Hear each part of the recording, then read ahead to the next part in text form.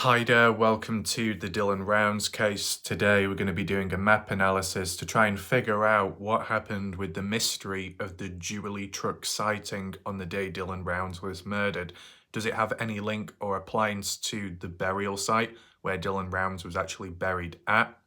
Well, that's what we can try and figure out today and, map it out visually, look at some pre-existing markers, put it into play, tell some kind of story, the theories and ideas specifically speaking, because what needs to be addressed and highlighted, not at any point did the parents mention anything about the Jubilee truck, and none of the news articles, police, Box Elder, or the court documents, court hearings with Brenner, and even the last one with Brenner, 15th of May, one of the key ones where Brenner pled guilty to second-degree murder of Dylan Rounds.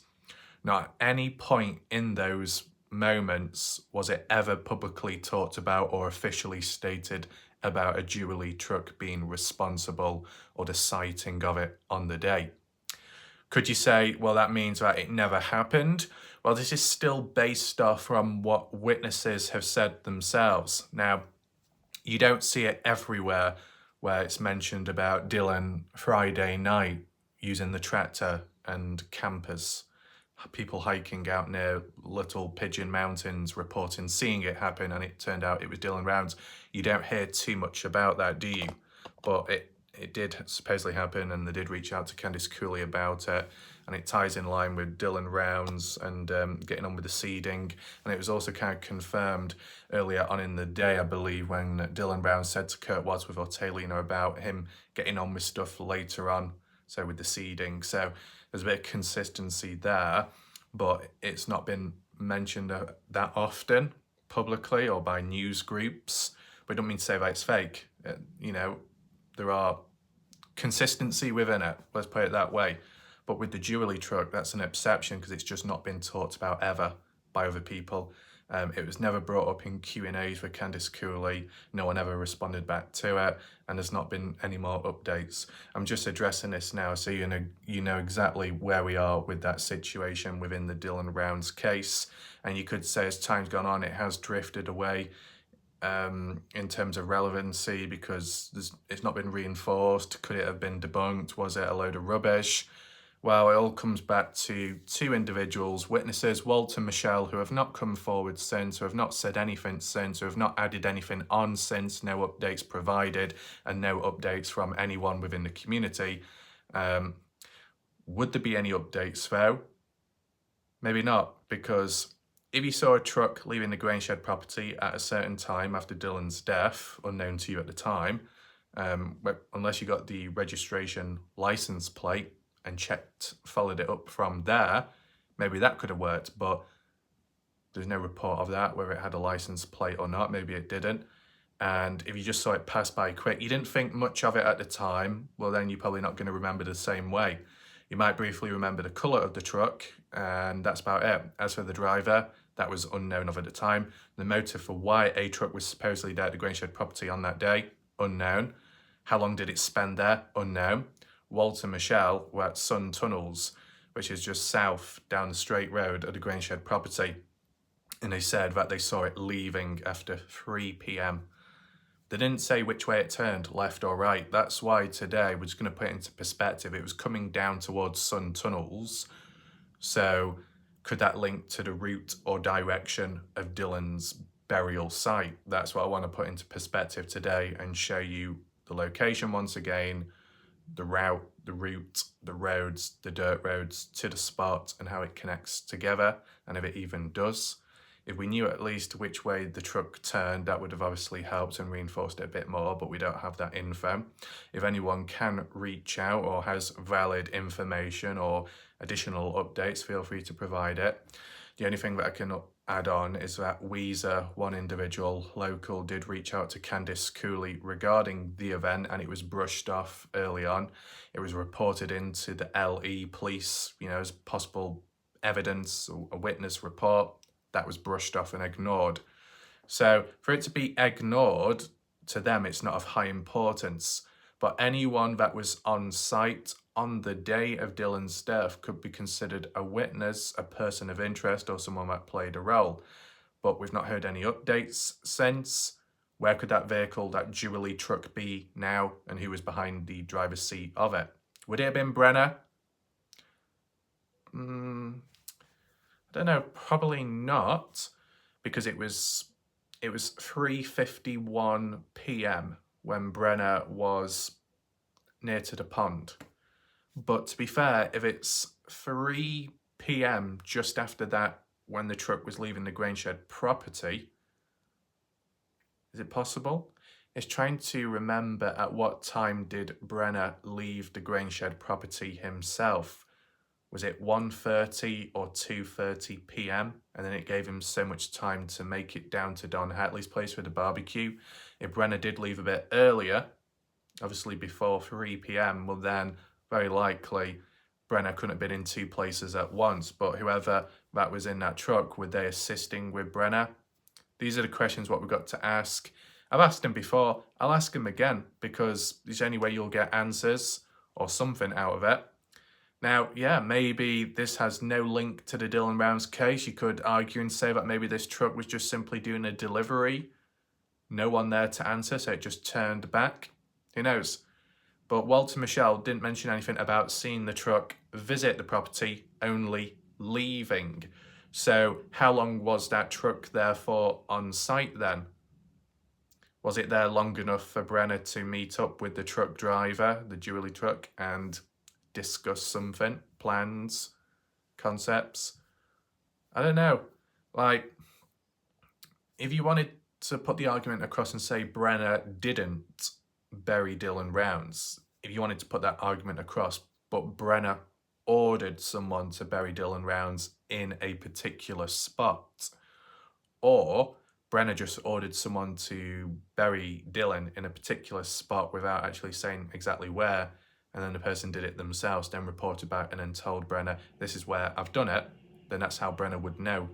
So then, fast forward years on, plea deal, Brenner can lead people to that spot, right? Now, what I've just said there is a theory and an idea, that's all. And it has no link to the desecration charges of Brenner being dropped in recent time. The reason why they were dropped was because of that plea deal, the bargaining, the details. Brenner gives something, he gets something back in return. That's like standalone. It's still been treated that Brenner is responsible for the desecration of Dylan Rounds, and originally was. But through that plea deal, it was dropped, just as a form of bargaining, so Brenner gets something out of revealing sensitive information, right? But, you know, when you think of mysteries, the Jubilee truck is a great example, because we've not heard any more since about it, but just the appearance of it in brief makes you wonder who was behind the wheel, why were they there, what were they doing, and what was in the back of the truck, right? So, without further ado, let's just get into the map and I'll present it to you right now. Most of you will be familiar with this map by now, and the markers too. We don't have to look at everyone, but we'll do it bit by bit as we go through. So, just zooming on down to here, Sun Tunnels, this area. You see the Sun Tunnels, a bit of a touristy area where people visit. As the sun shines, the light shines down and it casts its gaze and shadows upon those like little tunnels, concrete cylinders with holes in. Get some good photography and angles. Walton Michel visiting there at the time. I said, we've not heard from Walton Michel directly. It's what's been said in the background, and I know people can be a bit sceptical of it, but to be honest, people were less sceptical of that than the likes of other information in the case, which was more true, more concrete, or more reinforced. Yeah, it says a lot, doesn't it? Maybe some people pick and choose. I try and look at it all as a whole. Do we have any example photos of Sun Tunnel? I believe so. That's an example. Might be a few more too. Okay? So Walter Michel here, but facing or near to the road when they witnessed a Jubilee truck turning. But they didn't say which way it turned, left or right. Very disappointing there. Flip the image, you can see the crossroad there. Facing that way, where that blue line is going straight up, is the grain shed property. So Walter Michel nearby. Whether they be just getting to Sun Tunnels I think that's how it was worded, possibly. That they were passing by the Jubilee truck. They saw where it came from and then passed by it when approaching Sun Tunnels. So they were in the area. If they are passing by and in a moving vehicle themselves, it's going to restrict what you can see because you're boxed in. You can't get the full picture of the truck. And if you're turning as well, you're not going to get the great angles either. Now, to say that they couldn't see who was driving the truck, is that because the windows were tinted black or just because they passed by so quick? I wonder. I believe a Jubilee truck has extra wheels on the back. That's what makes it the way it is. But it can have a bit for storage at the back as well. And if that was covered up or concealed, then obviously we wouldn't have known what was in it, what was being transported. Whether something was being delivered to the Grangeshed property or something was being taken away and dropped off where. Okay? Now, I don't have the markers on right now, and that's only because it will get too cluttered. But the Grangeshed property being here, as you see, and I'll just flip it slightly. The Jubilee truck visited this place on site, but why?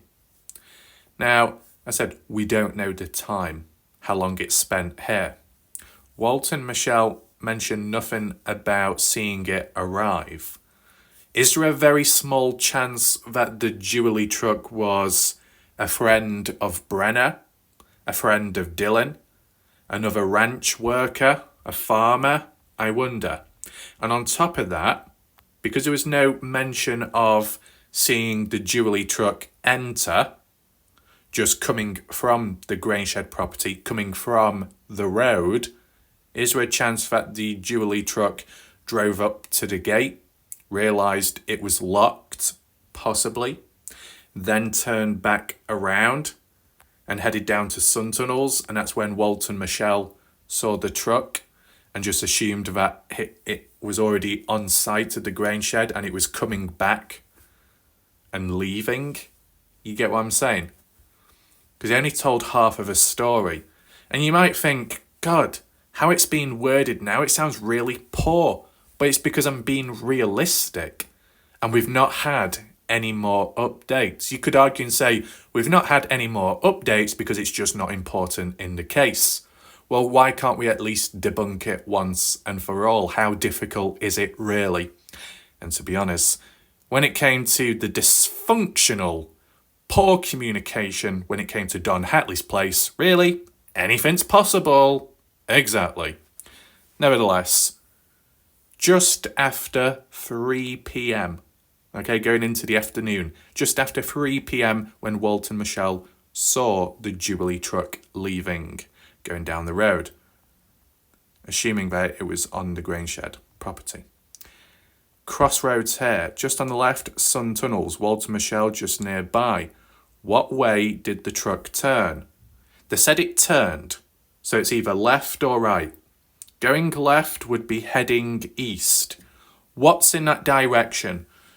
2 to 3 key places. Turning left, heading down that way, will get you to Little Pigeon Mountains, which you can see faintly in the distance, closer in front of the mountains, or the ones in the back. Going left can also lead you directly to Dylan Round's farm, possibly the route that was taken on the day by the likes of Brenner earlier on, because Dylan Round's phone pinged after 7:43 a.m. down at Dylan's farm for about 30 minutes. So there was already activity going down that way on the day. Walt and Michelle weren't there in the morning. They didn't see what happened with Dylan or what Brenner did to Dylan. They were there somewhat in the afternoon or heading on down there. So it's unfortunate. They could have seen or heard a lot more if they were there earlier on, right? I mean, if you think about it, when you're at the gate of the Grangeshed, you can see the distance, how vast it is to the actual shed itself, but you can still make it out. And you probably would have been able to see Dylan and Brenner possibly, if they were on the outside of the shed, tussling or fighting, possibly. But no one was there at the time. So it's unfortunate. But yeah, heading east if the Jubilee truck went that way, either to Dylan Round's farm, Little Pigeon Mountains, or if the truck was to take a turn off, and I believe it's just at this section here, as you see, heading in that direction, eventually you'll make your way to where it becomes very remote and further away from, Dylan's farm. But you end up getting to a scrap yard, which some people called a chop shop. Scrap, cars, abandoned stuff. Whether it's still in use or not, that is a question. It was stationed in one spot and then moved a bit further east. Not quite sure why, but it happened. We saw it on the maps, how it changed and relocated. Does that have any link or appliance to the Dylan Rounds case? Not really. It's never been reinforced, and it's never been mentioned by the police, the family, or documents, articles, or any of that. It's been ignored. And to be honest, it probably doesn't matter now because Dylan Rounds was found elsewhere. So the chop shop is probably irrelevant now. The only last possibility, and it's probably a bit of a stretch, is by saying that the spring cleaning, the items that were put in the trash bag by Brenner, were taken down to the chop shop to be disposed of. But really, would you go out of your way to dispose it over there where there might be other people who could grass up on you at a later point and be witnesses? Considering Brenner was stabbed in the back by his friend, Don Hatley, doing it with a stranger is even worse and more risky. That Brenner's got a whole desert area so vast he could put it anywhere and not have to rely on someone to hide it for him. So I think that the chop shop can be ticked off the list now and debunked once and for all, which obviously does help. It really does help. If the Jubilee truck, though, went in that direction, it would probably be pointless and not relevant to the case of Dylan Rounds. Now, just make our way back to Sun Tunnels at least. Back here.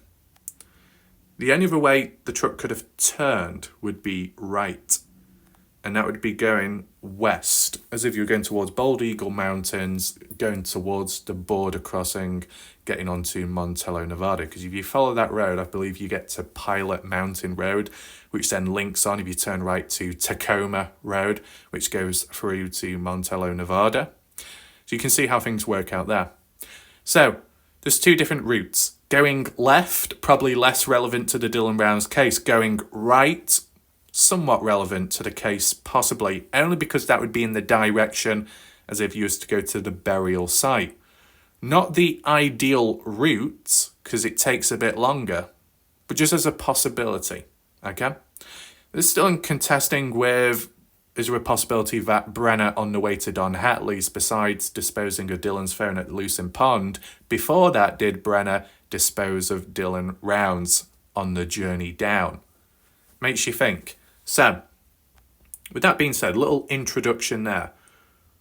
We go back to what happened. Roughly 6:51 a.m. Dylan Rounds is alive. 7:03 a.m. when Dylan Rounds was supposedly last alive. 7:27 a.m. time-lapse footage of Brenner with blood on him cleaning a firearm, which there's a chance it was used against Dylan because it was officially confirmed by the court and police that Dylan was shot multiple times in the head on the 28th of May 2022. So that's how that can link there. But what about the disposing though? What about that?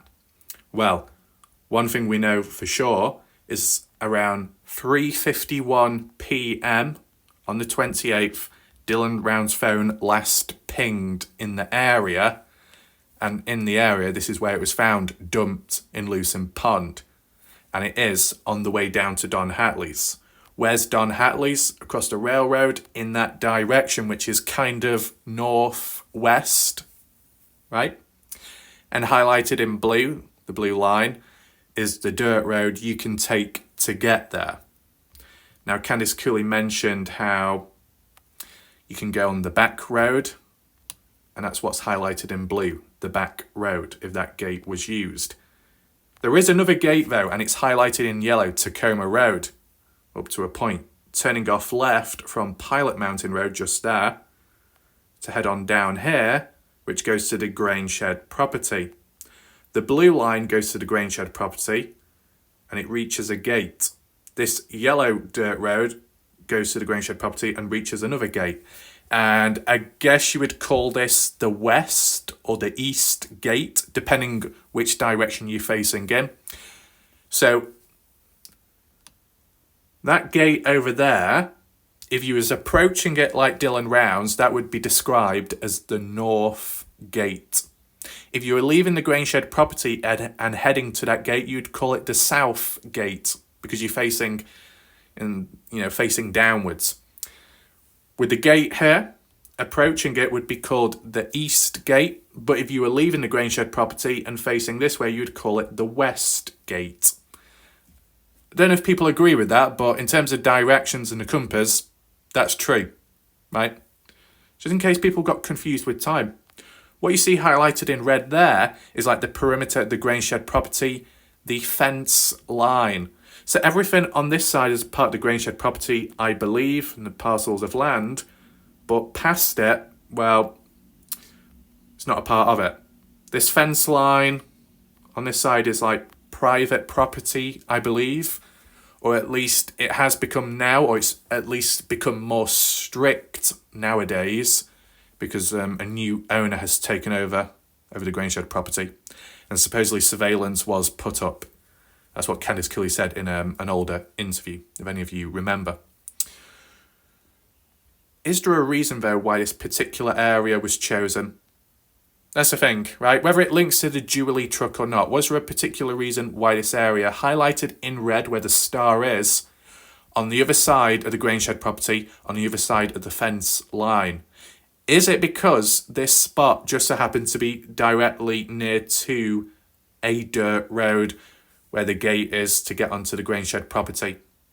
You didn't want to cover that much distance. You wanted to drive down that yellow dirt road highlighted, come through the gate, take a left turn as you see the track marks just in parallel to the fence line here. You should be able to see those faint track marks. Only going so far down and then it stops. Just so happens to stop near to the burial site. So you could imagine Brenner driving on down that road there, parking up on the side, you see the track marks, close to the burial site and then disposing of Dillon there, then getting back in his truck to drive down the yellow highlighted dirt road, and then connecting onto the blue one, going through the wash, and then directly next to it, very close by, is the pond to dispose of the phone. It would be a very ideal route for Brenner because it would be efficient, quick, and lazy. Brenner's middle name, Lazy, right? I think that would make total sense, but Candice Cooley said, no, Brenner took the back road, which was highlighted in blue. And if you took the back road, whilst yes, you do make it to the pond, you do miss out on this area here. Because over there, highlighted in blue, is the road, and it goes right past, and it's further away from the burial site. Yeah. Now, in terms of the Jubilee truck, how relevant is it to this burial site? Well, there's no evidence to say there is a link. Let's just be clear. But on the possibility that the Jubilee truck had something to do with Dillon's death or the disposal of Dillon Rounds, it would have to end up here, wouldn't it? A Jubilee truck which could have been transporting Dillon Rounds' body, maybe, doing the dirty work instead of Brenner having to do it. I wonder. So let me know your thoughts, your reactions. Probably didn't say it earlier on, but welcome to this live premiere if you are currently here. Be sure to share your thoughts, opinions in the live chat box. And anyone in general, you want to leave comments or thoughts, questions, leave them down below under this video in the comment section. You'll also find a pinned comment by me if you want to support this channel in alternative ways. And if you want to catch up on my recent videos, for example, the video last night, which was arguably breaking news, never seen or heard before information on the Dillon Rounds case and the murder of James Brenner, some of which is eye-opening, shocking, If you'd like to catch up on that, well, top right corner of the screen where the eye symbol is, click on that. You'll be able to find it right away. Personally, it was a little bit disappointing. Like afterwards, when looking at the reach, it was poor. It was poor, and I'm just surprised, okay? I mean, as for the title, arguably vague, but that's only because there is so much to talk about in that video. I couldn't put it all into one title. So I just had to call it Never Seen or Heard Before Information and Latest Update, etc. Like how you normally would. Like how everyone else does so. But isn't it weird how when I do it, it doesn't work? But on that occasion, I had no choice, because if I just used one title to describe one thing, it would have overshadowed everything else. So in that case, in that situation, we weren't being specific with a singular topic or theme within the case. It was all round.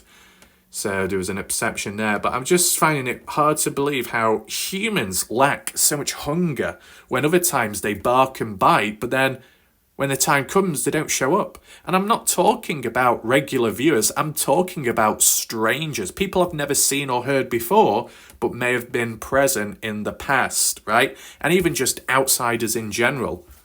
People can say, oh, well, the Dylan Rounds case isn't that popular anymore. Oh, so it's a popularity contest. Is that where it is? But to be honest, there was a time in the past where Dylan Rounds was quite popular and people were interested in it. And okay, it came to a spell, maybe months or a year, where it felt like it wasn't getting anywhere and maybe some drama and conflict pushed people away. But hello, there's been breaking news back to back in recent time. Isn't that not enough? Are you not entertained? You get what I'm saying? It's a bit weird, isn't it? And I think what doesn't help is when humans misunderstand me when I make these observations. Oh, stop talking, stop doing this, stop doing that. At the end of the day, I'm able to balance it out. I'm one of the only few people in this world that can complain excessively whilst it doesn't impact or affect my performance in whatever I'm doing. I can do both at the same time. It's kind of like when I've been previously doing weights or exercise, I can complain, I can be negative and say, look at my arm, I'm not getting anywhere, it's useless, it's trash, shit genetics, I can keep going on. But I'm still training, I'm still putting in the work, the effort, the consistency, on and off, right? Short burst or a bit longer. I can do both at the same time.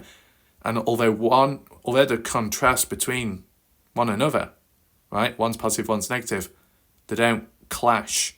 They don't get in the way of me. So I think humans do misunderstand me quite a lot at times, which is annoying. Nevertheless, if we was to apply the Jubilee truck though in the Dylan Rounds case to the burial site, back down here, leaving or turning around at the gate of the Grainshed property, coming down, possibly taking a right turn, if it did have Dylan Rounds in the truck or not, Walter Michel seeing it pass by but not being able to identify much, the Jubilee truck heading down here, where would it go? Well, if we followed the blue line, it would take either a left turn here to go south, which keep on going down that way, you get to the highway, and you're approaching Wendover, West Wendover. Now, that wasn't the case. What about this? Take a right there, as if you were going northwest around the back of Lucin Hill, which then connects onto Tacoma Road, I believe. Then you can go left towards Montello, Nevada, or right, and it just connects back to where we're going to go now. The Jubilee truck just simply turned right, heading north, or somewhat north, going around the side of Lucin Hill,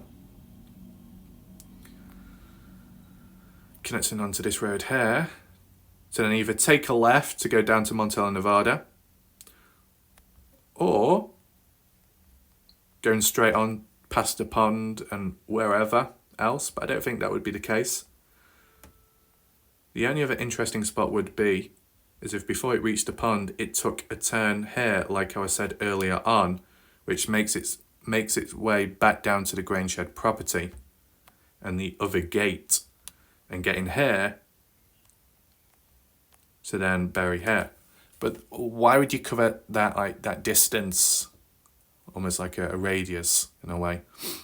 Why take the longer route? It just seems a bit stupid, right? If you were the Jubilee truck, wouldn't it make more sense to, once you get on site from this way heading north, to then leave off site going through this gate instead? See, this is a question what I have. The Grangeshed property has at least 2 gates, the north gate and then the east-west gate, right? When people normally visit, or if Brenner living there, regardless, people that approach the Grangeshed property and go through the gate, whether they got access or not, clearance or not, they get through, whether they lock the gate or not, do they exit the same way they entered? Or do they go through one gate and then come out the other one on the other side? Any answers? Because what the Jubilee truck could have done, if it was approaching the Grangeshed property and it went through the north gate, close it off, lock it off, do whatever, and then if Brenner was present or not, and if it had anything to do with Dillon Rounds or not, and the disposal, if so, just keep heading north, as if you're going to the railroad tracks and the wash, but before that, you take that left turn, as you see on screen, to head on down to that gate, open and close, lock, and then you right at the burial site, and then you can get on with it. Arguably, you could just say that Brenner got a free ride. Not that it's guaranteed, but Brenner could have got a free ride in which the Jubilee truck picked him up and took him in the direction of Don's place whilst on the way helping to dispose of Dillon Rounds. And that would tie in with the back road. Candice Cully said Brenner would use the back road when getting to Don Hatley's, and that's highlighted in blue, right? So let me just put this theory and idea across. It was 3:51 p.m. when Brenner was at Lucin Pond. Before that, I guess Brenner was making his way down to the area.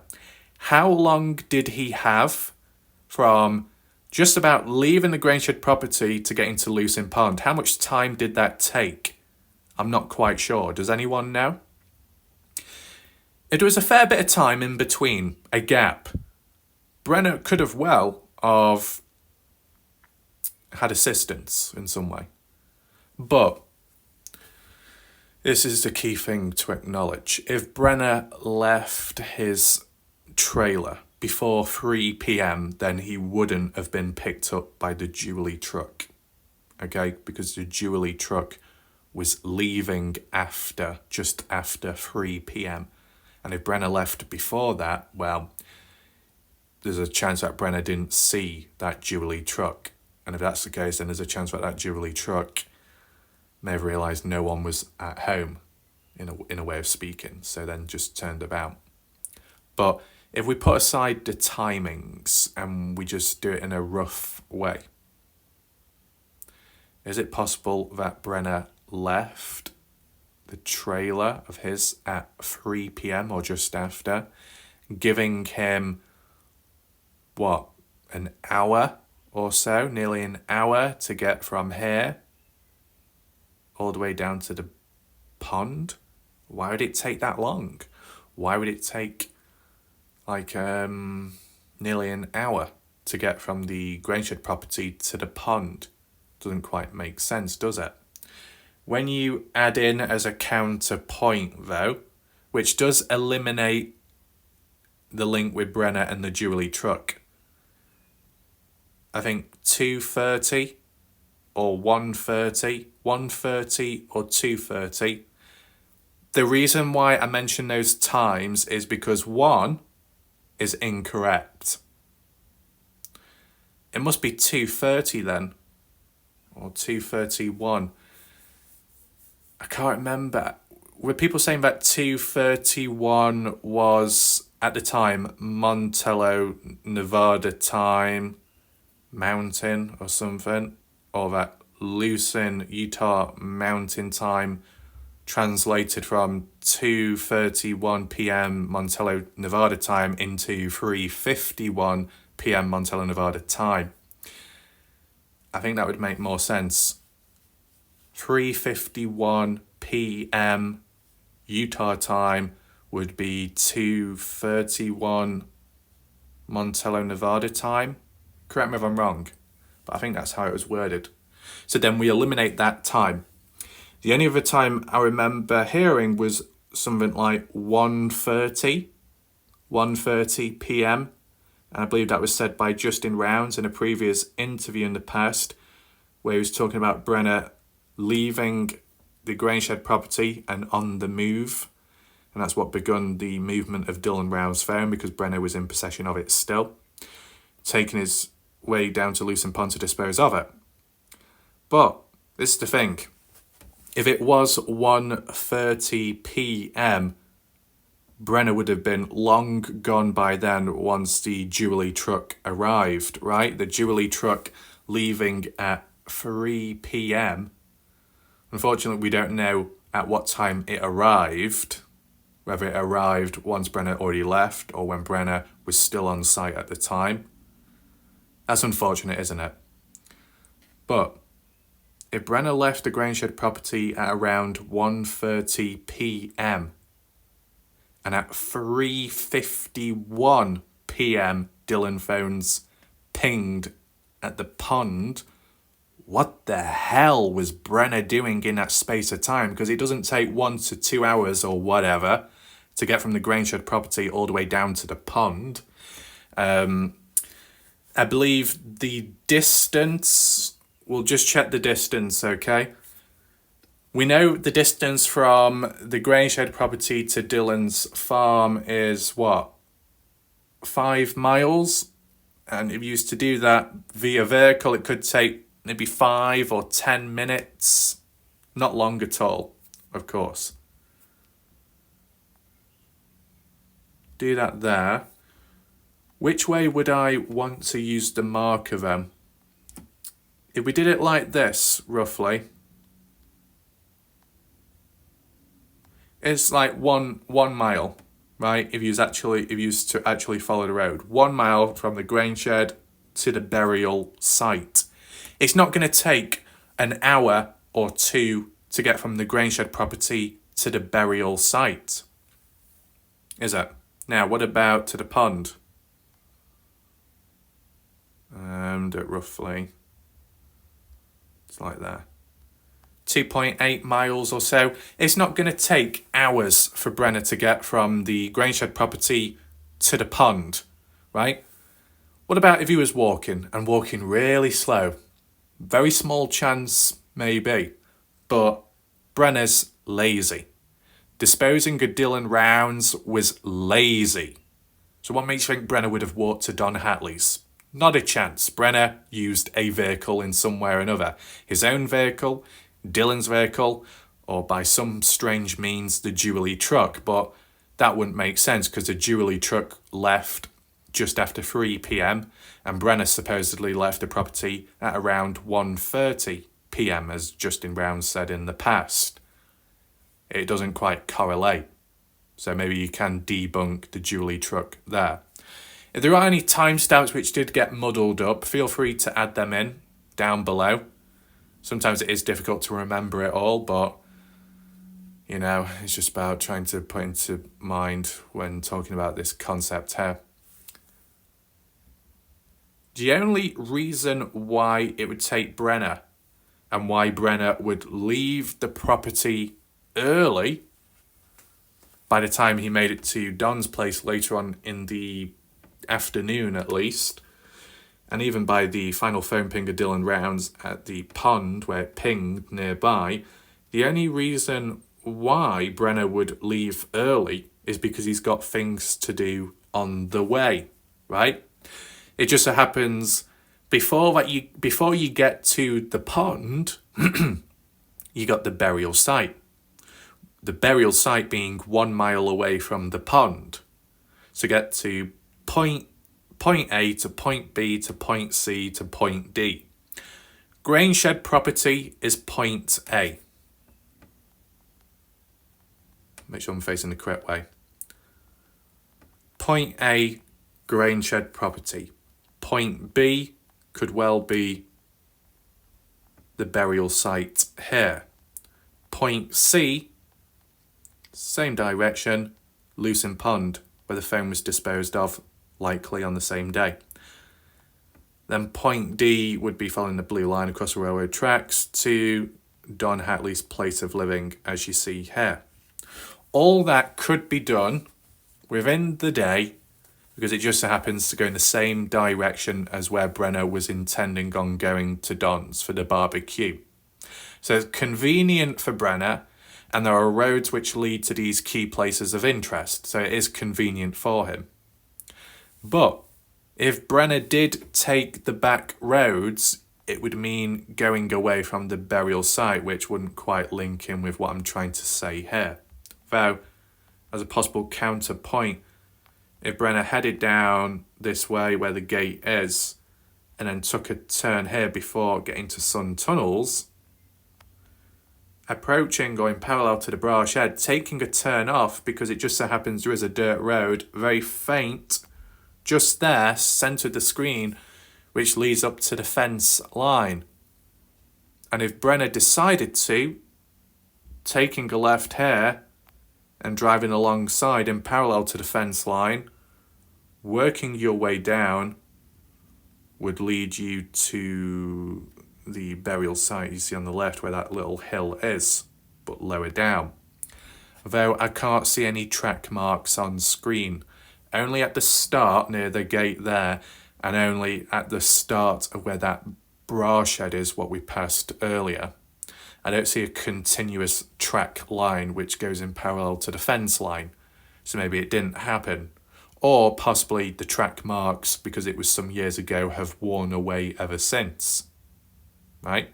The track marks, what we've seen on screen today, is satellite imagery of 2024 or close to 2024, long after Dylan Round's death, murder, and being disposed of. And with the weather, flooding, wintertime, ice, track marks can be damaged and break down and wear away. They're not preserved for forever, unless it's really dry land and it never sees any rain or wetness, right? So, I mean, if there's any witnesses or like Weezer, he said about track marks near the fence line and the burial. What about Weezer? Was there any track marks which went all the way down in parallel to the fence line from the way we came up? So, for example, here where the gate is and the burial there, if the track marks went all the way down there, for example, highlighted in that red line, was there any track marks as an example? Or did the track marks only go so far down and came to an abrupt halt? That's what I want to know. If there is proof or evidence to suggest that track marks went all the way down, well, Brenner could have taken the back road highlighted in blue, then took a right off that dirt road leading up to the Bra Shed, and then continuing to go up north in parallel to the fence line to reach this zone here, in which then he could dispose of Dylan Rounds, then connect onto the yellow highlighted dirt road and approach Lucerne Pond, dispose of the phone at 351, and then go to Don Hatley's. Take in mind, with Brenner possibly leaving earlier at the Grange property to head on down to Don's place in between, such as burying Dylan Rounds would have taken a bit of time to dig a hole, depending what equipment he was using at the time, and whatnot. The only other thing to acknowledge, and it was never reinforced, it was never brought up, it was never taken away as evidence, would be the backhoe of Kurt Wadsworth, only because it was down at Dylan Round's farm at the time of Dylan's death. So if Brenner went down there and saw it, that would have been very convenient for him to use that in order to dig a hole here. But it was never used as evidence and it was never followed up on as a lead, so maybe it never happened. But I just wanted to highlight that as a suggestion. It's interesting though how the talk about the second backhoe, which had blood on it, never was brought up ever again. First talked about by the Shack Lady, then talked about by Earthworm Infotainment and maybe some other people. It died down. How typical is that? I might do a separate video about that, stand alone, ask a few questions, see what people think. Because I think it's important to call people out as we go along when it comes to the bollocks and the rubbish people have come out with time. Not because they're innocent and they've told a certain theory or idea, it's because they've worded it as a fact and a form of knowledge, and that they know stuff but they can't reveal it all, or the identity. And it's like, why are you being so secretive? And still now, it should have come out by now, should have been mentioned by police or family. It wasn't, because it was never a part in the first place, and it was just rubbish. So we'll go over that again at some point in the future, right? But if a backhoe wasn't used in this spot, are we saying that Brenner dug a hole manually? This is the thing. We need to know what the hole looks like visually. Weezer, are there any photos available?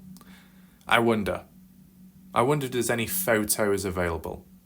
You might get the odd dodgy individual out there that might have got a hold of them. Who knows what goes on in the background with all the networking and dodgy connections.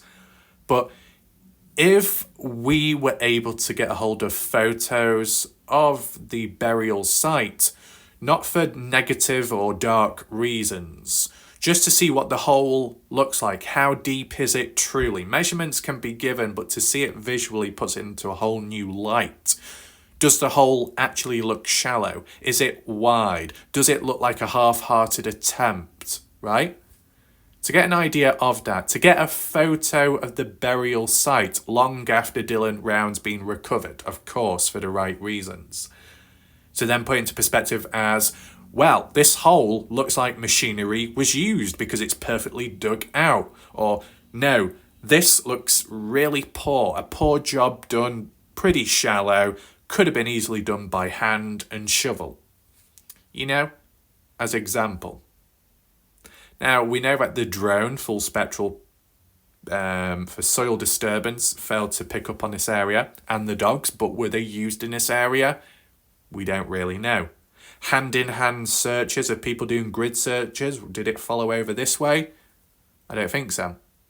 It was said last night, whether it be Weezer or some other people, saying how, from the looks of it, they never did a hand-in-hand grid search from between the pond and either the Grangeshed property or more so the burial site in between there. Well, if it was neglected, well, that's very unfortunate, but I'm just throwing all these things out from what's been said and highlighted just to put into perspective here.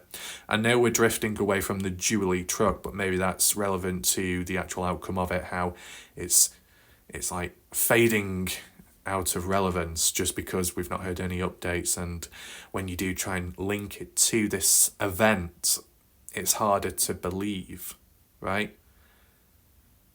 I mean, if I was to throw it out, the only other way the Jubilee truck could be responsible for the burial and Brenner knowing about the spot, either being told where Dylan was put or Brenner ordering for the person to be buried there, so Brenner is responsible, basically.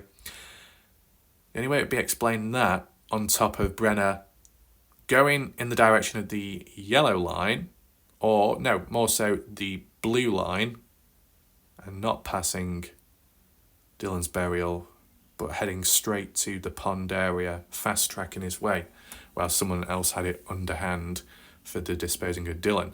The Jubilee truck still could have gone south, it's highlighted here. But instead of taking a right here, it would have had to have gone down to Sun Tunnels, because that's where Walter Michel saw it. Taking a right there. How far down though? Is there any roads to turn off? Like track marks there.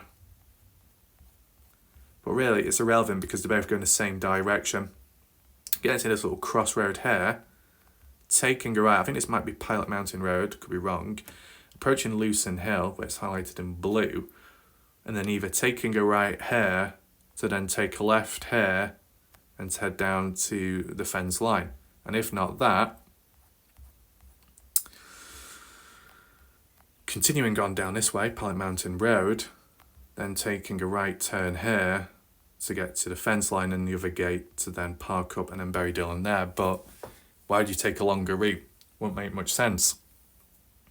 So it seems more and more likely that the Jubilee truck isn't linked to the Dylan Rounds case. Mainly because there's not enough evidence to support it and reinforce it, and there's not been any updates, but also the actual route and direction taken. You're going further away from the burial site. You're taking more time and distance to actually get there, where there's other ways to get there more easily. And if the Jubilee truck was, and the driver had the intent of burying Dylan, then they would do the most efficient way, and clearly that failed. And maybe if it was anyone else disposing of Dylan, they wouldn't be as lazy as Brenner, unless Brenner ordered the other person to be lazy. Now, don't take this video in the wrong way to be taken out of context as if it's like saying Brenner's innocent or we're going against everything. We're not. I'm trying to make sense of the Jubilee truck, okay? Because you don't see enough people doing it themselves, right? And with time, even when it came to all the BS channels out there participating in the Dylan Rounds case and either creating misinformation or spreading it, they didn't really jump on aboard the Jubilee truck bandwagon, which I'm very surprised by. So the fact that they didn't jump on that, does that mean that it could be more true to the story? See, the thing is, it could well be true, a fact, that a Jubilee truck was leaving or turning around at the Grangeshed property gate. Don't mean to say it was to do with the Dylan Rounds case. Could have been a visitor, could have been a delivery. But we never got an update, and that's just unfortunate. Walt and Michelle never came forwards after that, nor did they appear in chat or on channel, so that's disappointing. Now, who did I first hear it from? Walt and Michelle. Can't remember. Was it Tom Evans? Maybe. I mean, Weezer mentioned it as well, because she tried reaching out to the family and police. So, you know, Weezer has an idea regarding that stuff, so a bit more consistency there. I mean, at least for me, my thoughts on the matter, if you want my opinion, I do believe that a Jubilee truck was sighted in the area, maybe coming from the Grangeshed property. But do I think it's responsible in the Dylan Rounds case? Maybe not, because there's no additional evidence to support that. And the actual direction it was going was going away from the burial site, so it couldn't have been responsible there. And, I mean, it wasn't identified as to who was behind the wheel or what was in the vehicle, whether that be Dylan's body or tools and items, who knows. And as well, just out of interest, even if we put that aside and we're just focusing on this site and Brenner being responsible directly, what did he use to dig the hole? And where did those items end up?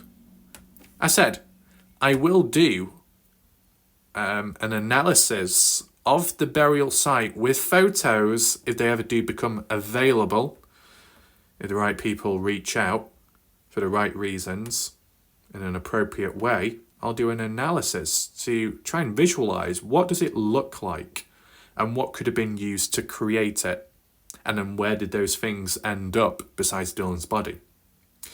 That's what we need to take a look at next, but that's if photos do come about, and lacking at this moment. So there we go. Were there any final closing points to tie in? No. All I would say is if Brenner did leave the Grangeshed property earlier, which gave him enough hours to get down to Don's place but also do things in between, that could tie in line besides disposing of the phone but also possibly burying Dylan. Now, of course, there was always that talk about Dylan Rounds was buried in a temporary spot and then moved on later. Well, if that was the case, then it's likely that Brenner may have disposed of Dylan closer to the Grangeshed property, or literally on site, and then made his way down to Don's place. It still would have taken some time, but not as much, because you don't have to travel down to the spot to then dig. You'd be digging as way near to where you're living, so more time saved. But for Brenner, before that, to head down to Dylan's farm, what was the reason for that? To steal anything? To find items which could be used in disposing of Dylan? Different possibilities. Unanswered questions. We may find out in the future, but there's no harm in asking now, like how we've done in the past. Some of what's said here could be true and could come out in the future. If not, and you don't hear anything, well, all you can do is just try and figure it out yourself, as well as using common sense. Okay?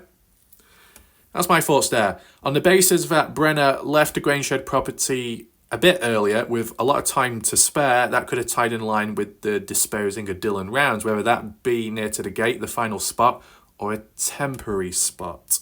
One or the other. That's what I'm thinking. Let me know your thoughts down below. Hopefully you found this video interesting. Feel free to like and share it so more people hear about it, and we'll see what happens next. If there's a bit of silence, then I can just cover the odd strange finding within the Kenny Veach case. There's a couple of things that have shown up just recently. I'd have to see what order to do things in, but leave it there for now. Thanks for watching. See you next time. Goodbye. Good night for now.